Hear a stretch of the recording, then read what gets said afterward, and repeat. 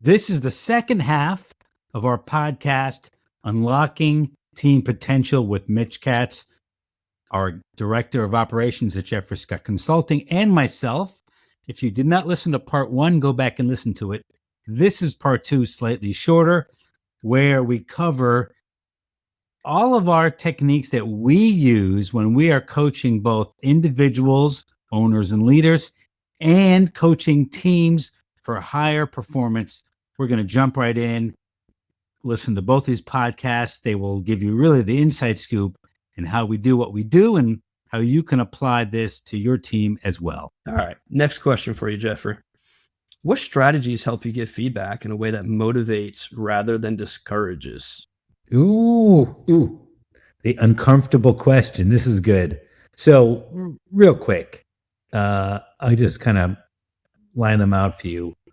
And this is not always possible. It's hard. It's a balance. That's why I said it's uncomfortable. You can't always be motivating, but you don't want to discourage either, when you're giving feedback. So I do some of the following. I try to get clarity on facts and data, right? So if we're understanding the facts and the data on what they're saying, then it's objective and not subjective. That helps. Number two, I try to use curiosity over judgment. This is not easy. I'm not always this way, but I really try to be curious on why somebody is doing something a certain way, and why is that, and why is that. So if you ask questions first, it avoids that judgmental finger. It helps people understand where the self-assess maybe and give themselves feedback. Number three, I try to balance truth with caring, compassion, and even humor. Sometimes I just use humor, like, oh my God, you can kind of make fun of something that is just silly that they've done it that way or stupid. But humor, just if people can laugh at themselves and laugh, it just makes people a lot more open. So I use humor, and then I also just use compassion and caring. When some brutal truth also needs to come out. Number four, I depersonalize it, which is kind of like the first point I said, using facts and data. But it's the process, not the person. It's the particular incident. It's not how you behave all the time, right? I try not to make it about some label that's going to stick to them and it's going to be very personal, but try to make it more objective and depersonalized and isolated, if you will. Number five, anchor feedback to a higher level goal or purpose. Here's the feedback and here's why, and get someone seeing the bigger picture, right? So it's just a motivating goal that we're all going after. And then something you said, sometimes you have to tell people, what happens if you don't make this change, and help them realize that there's a motivating reason that they've got to make the change. You don't want to be on the hot. You don't want to stay where you are where things could get worse. You want to move out of there so things will get better for you and not get worse. And so that can create motivation. Those are 6 ways. Is there another way you want to add to that? I think you covered it all. That loss aversion that you're talking about is key. People will hold on to something that they have over trying to gain something that they want. And you got to help them see that pain is greater by holding on to it than letting go and moving on. Yeah. So active listening is, I'll call it a buzz phrase or a buzzword, right? It's something we've been talking about for years, but it's really important. So how do you use active listening in your coaching practice? I do use it. I use active listening, just like you've asked. See, I'm doing this with you right now. Sometimes I use it to get my thoughts in order, so I just use it. I personally use it as a segue. So clients talking, and I want to make a point, change direction, give difficult feedback, get a change in strategy. And so I use it as a segue. Listen, What I hear you saying is X, Y, Z. It gets their attention. It allows, yeah, it gets their attention. It gets them focused. Uh, it gets me to help. Gives me some time to sum up my thinking, and then allows me to segue to something important I'm going to say. And so, yes, I use it so people feel acknowledged, but in coaching, at least at the level we do, not as important as you might be doing with an underling, but it's very helpful when you want to, when it's time for you to speak and you want to do something important and not just conversational.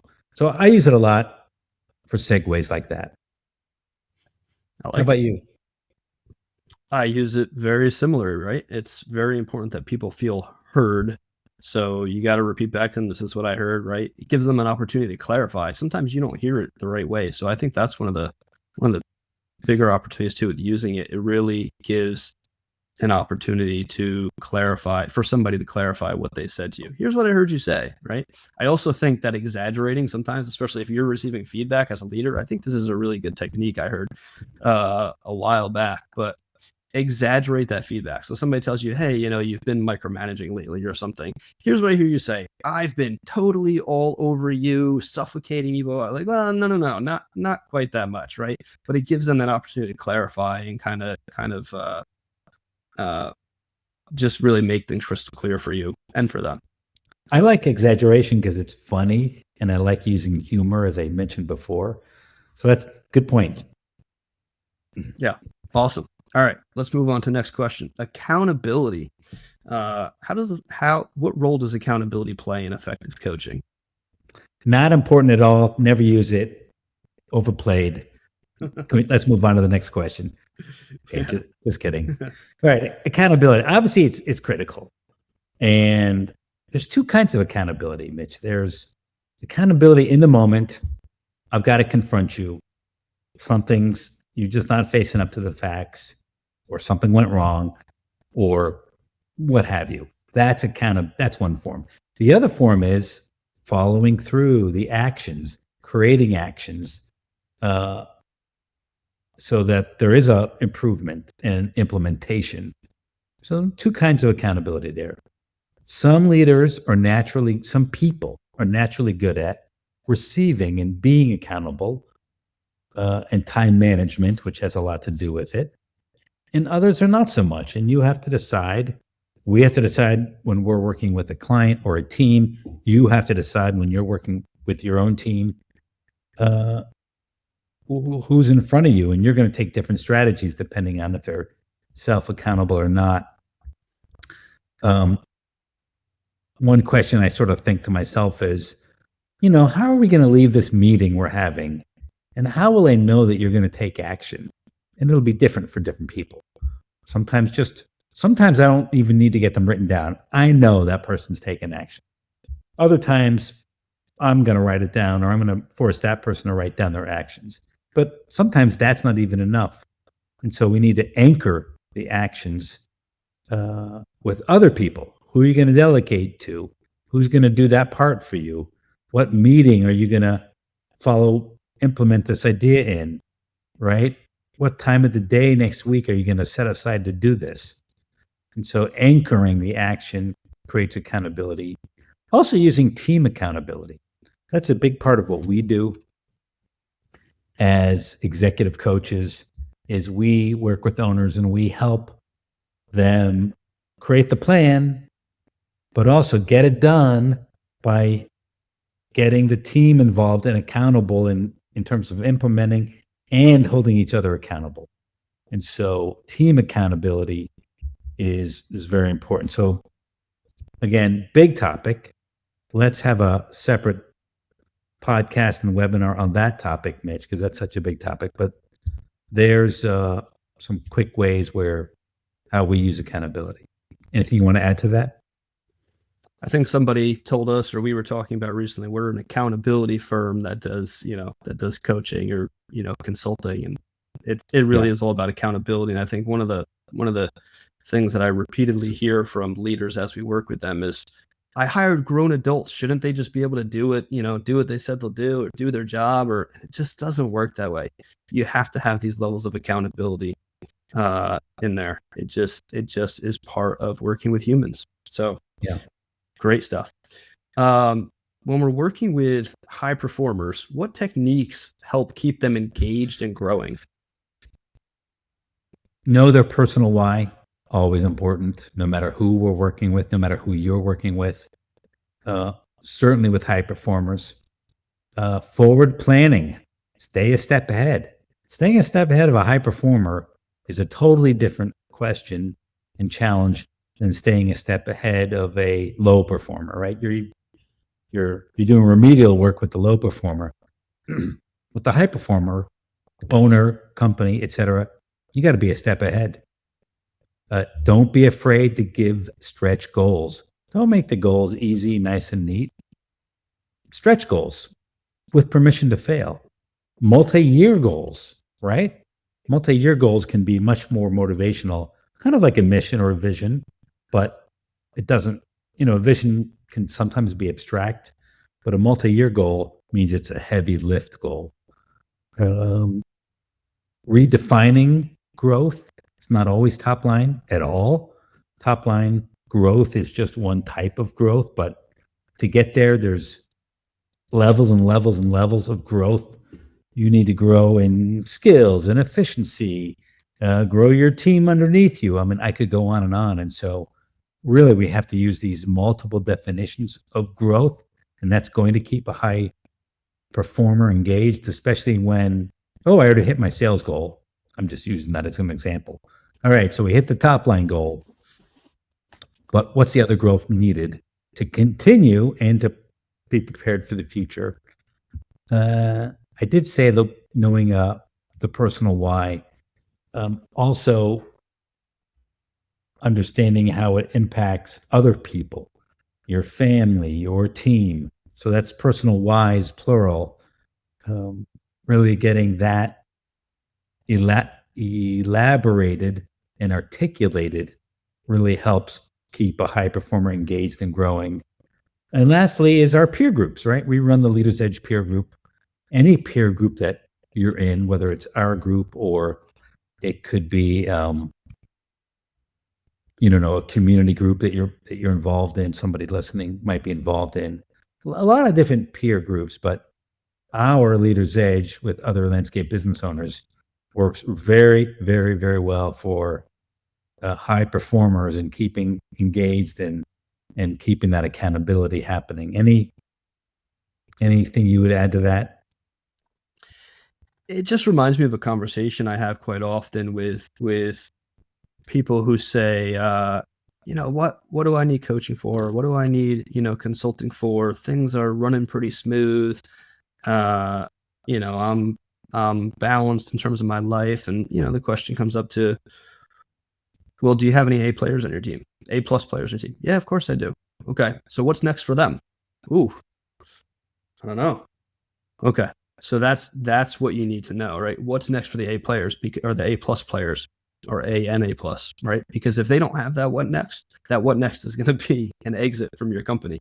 And so they need to have that what next, and they need to have that ability to keep growing. So super important. That caught my attention. If you don't have the what next for your high performers, they're going to go find it. Right. Exactly. And you may have a high performer that's hinted at a what next they want from you, and you may have changed the subject, said no.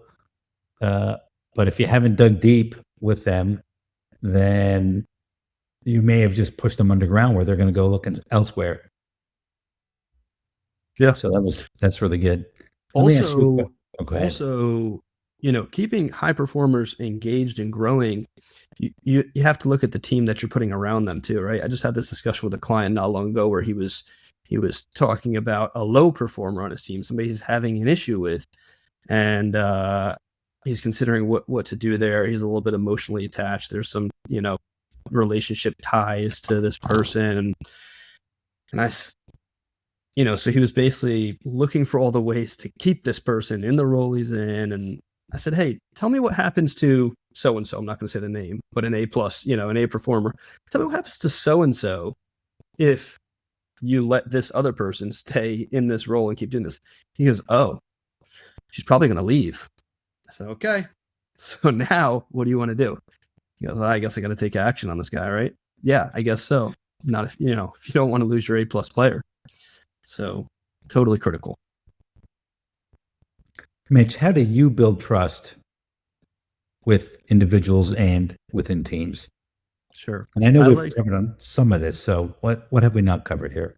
Yeah. Well, I'll frame it, right? I'll put it in a frame of the trust triangle. Basically there's three key things that really go into trust. And one is empathy, another is logic, another is authenticity. So empathy, right? Are we listening? Are we active listening? Right? We talked about that earlier. Do people feel heard? Do people feel like we care about them as a person? Do they have a voice?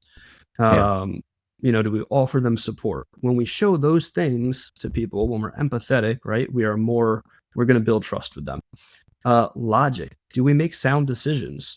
Kind of like what you talked about earlier when you assess a new team or a new, client. How do they make decisions? Do they seem like they're thinking things through and making logical decisions, or are they all over the place? And obviously when there's more logic built in there, people are more trusted and people are more willing to go with their ideas and follow them. So logic is super important. And then authenticity. I mentioned this a little bit earlier, right? If you have a leader who's operating in an opposite way from what they say their values are, or breaking their own rules, right? That's not authentic. So do your beliefs, your behaviors and words, are they consistent? Because if they're not consistent, people are not going to believe you are who you say you are, or you're trying to do what you say you do, and they're just not going to trust you. So trust is really built on those three things. You have anything to add to that? No? Anything else you want to add or say about trust? No, I think we've covered a lot of it already through some of the other questions we've talked about. So, yeah. So the next, I do think there's one thing we only touched on briefly. I think being vulnerable, I guess that's what you meant by authentic, right? Being vulnerable really can have a big impact.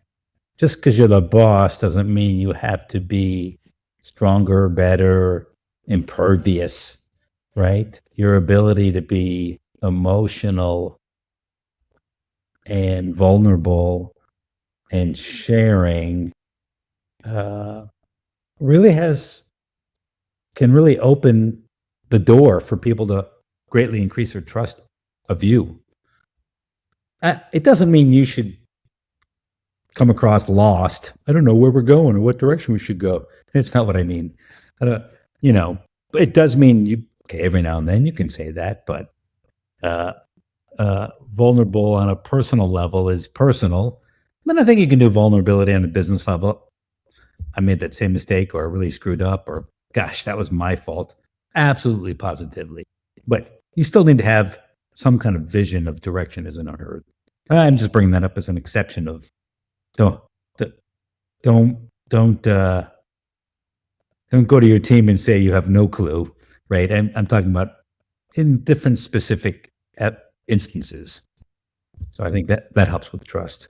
I'll be vulnerable and share a story on vulnerability from, I don't know, maybe 15 years ago or so, when I was leading my family's company, and we had a crew leader we promoted to a project manager and an operations manager.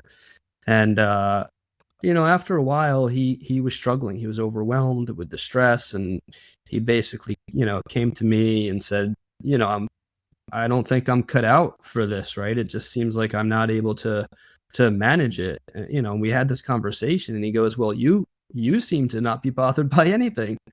I'm like, oh, really? He's like, yeah, I mean, it's, I see that all this stuff is stressful for me, but for you, it's like, it just bounces off of you. And, right. That's what makes me feel like, maybe I need to be somewhere else. And I'm like, dude, I'm stressed out too, but I didn't tell him before that. So being more vulnerable and, not being at that level of like what you said, complaining, or being at this level of what's the word I'm looking for? I don't know, but just showing people that you're human, right? And you can be vulnerable too, I think is powerful. So Let's see. Question. So yeah, vulnerability. Thanks for bringing that up. So Yeah. how do you approach coaching a team that's facing internal conflict or during periods of change? Yeah. Oh, this one is so critical because when you're shifting a team from average to high performance, you're going to create that conflict if it's not there, that internal stress of some shape or form. And so uh, you could say there should always be some internal conflict. If you're always striving, then there's always going to be some kind of conflict. I studied engineering. And so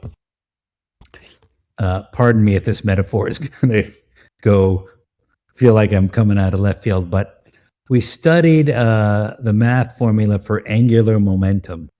And the interesting thing about angular momentum is you're always changing the force, because basically think about it as a merry-go-round, or when you have a weight that you're kind of on a string and going around and around over your head. You're constantly changing the direction of that weight. And so there's always a new stress taking place because we're always, it looks like you're just whipping around a merry-go-round or a weight over your head. But really, there's always this angular momentum taking place, angular force.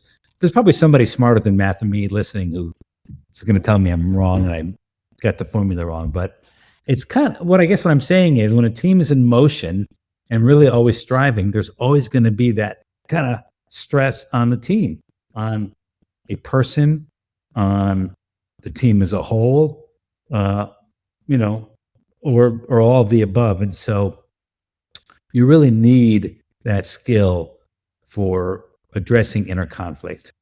When we go to coach a team, sometimes we shake the team up, or often, and that first shake up is the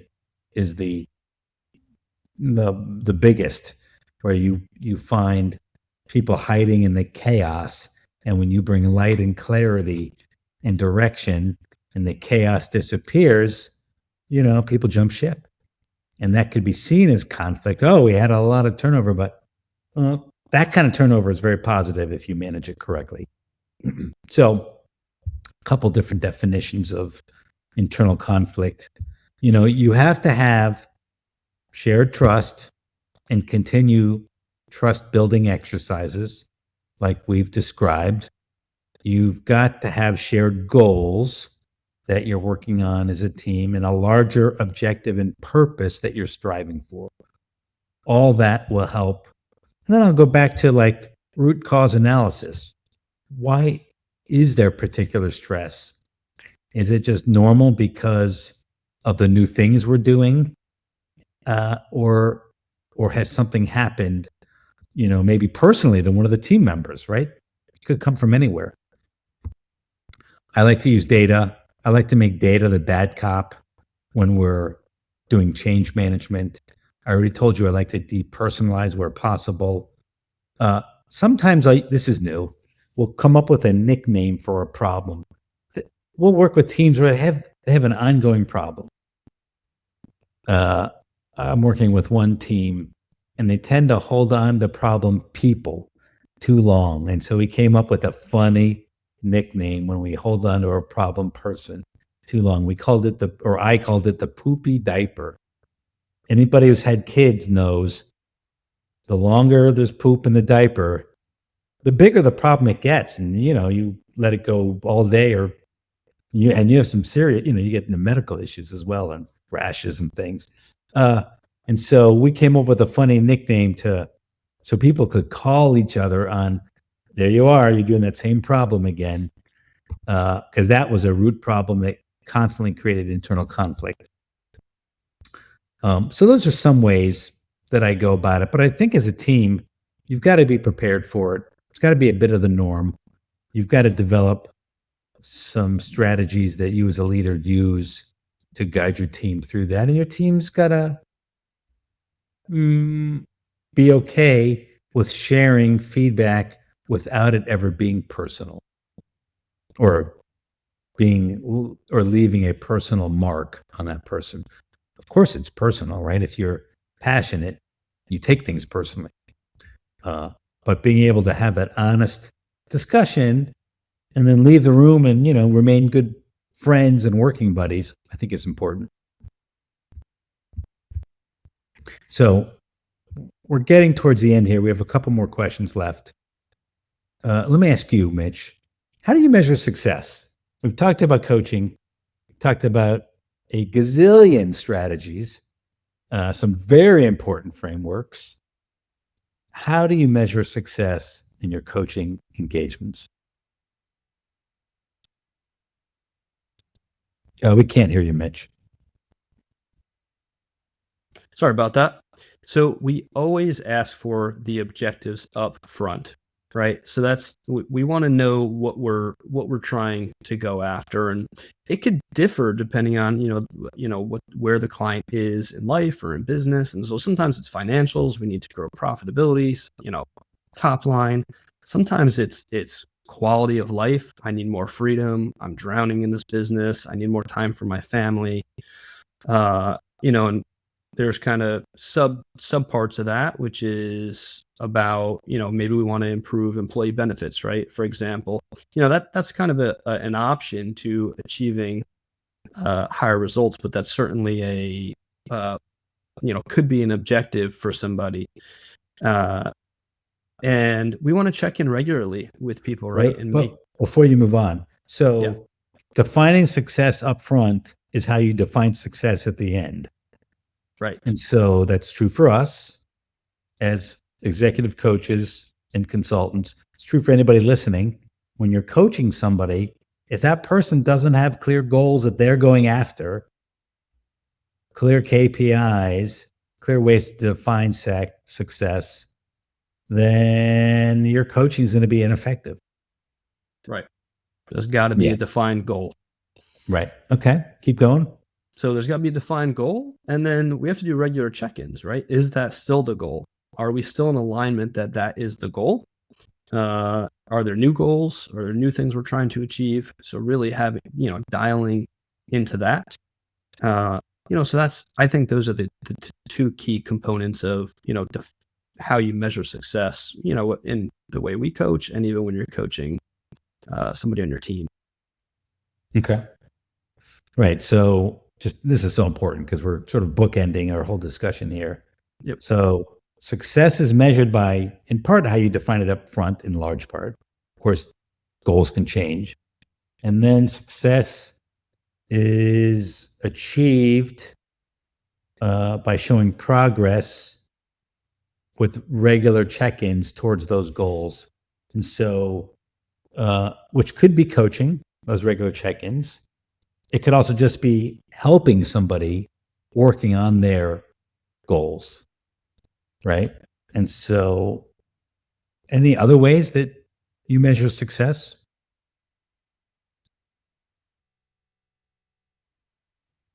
No, I think it's making sure that we're making progress, right? So whatever it is, being intentional about it, right? Are we intentional about going towards where we want to go? I think that's key. Yeah. I can say for us, when we work with clients, sometimes you'll look back a year and you're like, oh my God, this person made such a growth step and we're on to a whole new set of goals, right? And so that's an absolute pleasure. Same with anybody listening. When you're coaching one of your employees and you coach them up to a new position, that's success, right? Where there's a whole new set of goals, where they've received a promotion. So I think watching someone's career grow is extremely satisfying. One clear way I'll say it now is one of the clients I told you about earlier, where we took the person from the CFO position, put in the ops position. We hired a controller. Just spoke to this person last week. For the first time in, 20 years, for the first time in the history of the business, he did not step foot, on a project in the field this year at all. That's a success. I love it. All right. We each have a question for each other left, right? What do you got for me? We do. So what's the most important lesson you've learned about coaching for peak performance? The most important lesson I've learned, or lessons, performance follows clarity. Bringing clarity in all its forms and fashions creates improved and peak performance. Number two, coaching for peak performance. We coach the person and the problem.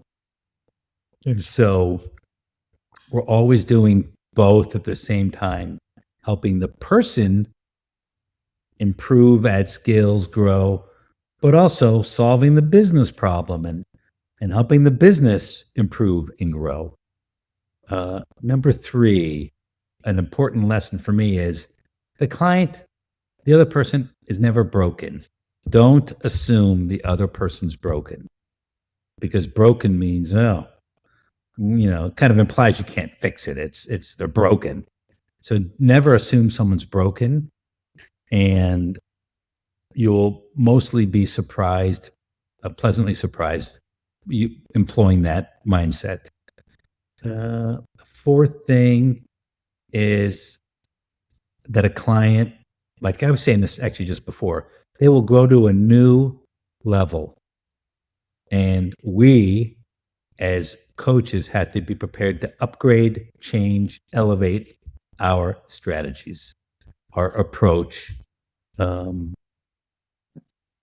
not saying that we don't have them, but you can't just use, approach AAA. At some point, you're going to go to B, then C, then D, and then you're going to really go to higher level goal thinking. And so these are all important lessons that I've made. And lastly, that a gelled team will do so much to support each other and achieve higher level goals and even support people that need help. And so coach the person, coach the team. My question for you, Mitch, what advice would you give a leader looking to be a better coach for their team as a whole and for their individual top performers? My first response is just ask more questions, right? Asking lots of questions. But, there's a lot to this. And I think that it's also, the environment in which it's an environment in which creates top performers or peak performance too, right? So for leaders who you're looking to coach, first start with the environment. Look at making sure that we're creating an environment where there's clarity. A lot of people will say, I don't have time to do any of this stuff because there's complete chaos and there's no capacity. Well, clarity creates capacity. So if you can focus on making the vision clearer, the goals clearer, how we achieve that, asking a lot of these questions, growing your people, you will create capacity within your business. So I think it's really important to do that. Focus on the environment in which you're creating where you can better coach people, right? And then you're just asking more questions. Stop telling people what to do. Stop letting your advice monster come forward and just giving advice. It feels really good. It's a good dopamine hit to solve problem after problem after problem. Somebody comes to you, you solve the problem, boom, it's good. But like what you said earlier on our live stream here, you might be solving the wrong problem, right? So don't jump in to solve problems, even though it feels good. Make sure that you're asking those questions to understand what the real problem is and help those people figure it out. Because if you constantly spoon feed people, they're never going to learn to think on their own, right? So you have to encourage people to think through for themselves, and you have to believe in them. Believe your people can achieve bigger things. Believe in the high expectations. You deserve it, your team deserves it, and they can achieve it. You have to believe in them, and you have to encourage reflection. What's working, what's not? Every week, what's working, what's not?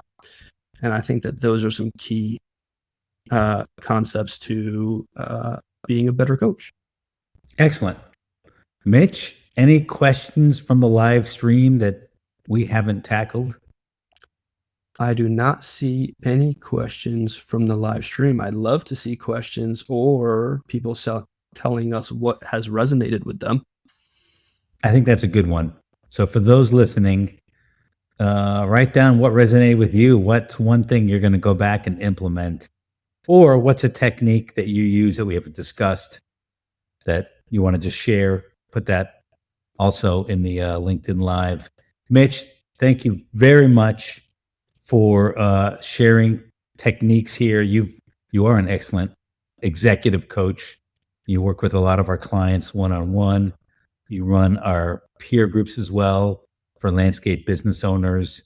Any advice you want to give to somebody as they're thinking about what they should do next to improve and grow themselves as an owner and leader of a business? Reflect. Think about the beliefs you might be holding on to that are holding you back, that are no longer serving you, and think about your A+ players and what's next for them. Ooh, I like that. A+ players. Right. Right. How can I better serve them and where am I not giving them service that they need? I like that a lot. So I'll just say, if you're interested in learning about our consulting and coaching services, go to jeffreyscott.biz. There's a consulting tab, there's a coaching tab, and there's also a peer group tab, which is what I call group coaching, which has a different flavor and impact than one-on-one coaching. Go there. You can fill in small forms and set up an appointment. Meet with us. We'll talk through your goals and see if we mesh, and if what we have to offer is what you need. And we'll, in any event, in that conversation, give you some tips and pointers to head you in the right direction. Mitch, thanks so much. Thank you.